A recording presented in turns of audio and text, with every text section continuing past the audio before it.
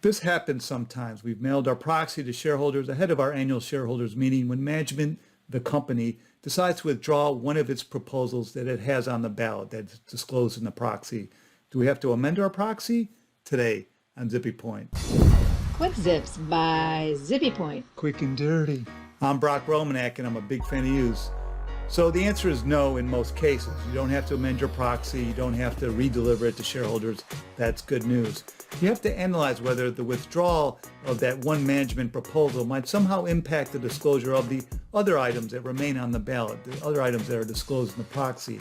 And you might want to get the word out to shareholders that an item on the ballot that was perhaps proving controversial has been withdrawn. That's why it got pulled from the ballot in the first place. It's controversial. So it's now off the ballot, and you can tell the proxy advisors, the institutional investors, your retail shareholders, the big news so that they don't take collateral action over that controversial item. For example, the withdrawn item might relate to an incentive pay program, an executive pay program that was up for shareholder approval.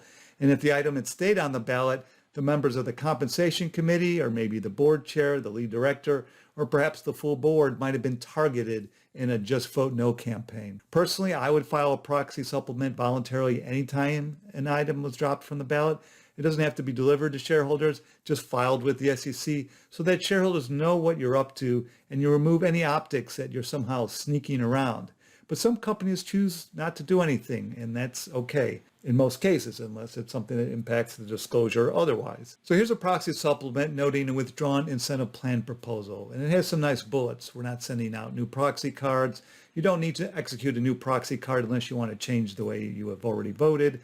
The proxy card you've already sent in will be counted towards the other proposals on the ballot, and we're not going to count votes on the withdrawn proposal. And here's one example: withdrawing an insiders might participate in a below markets offering proposal.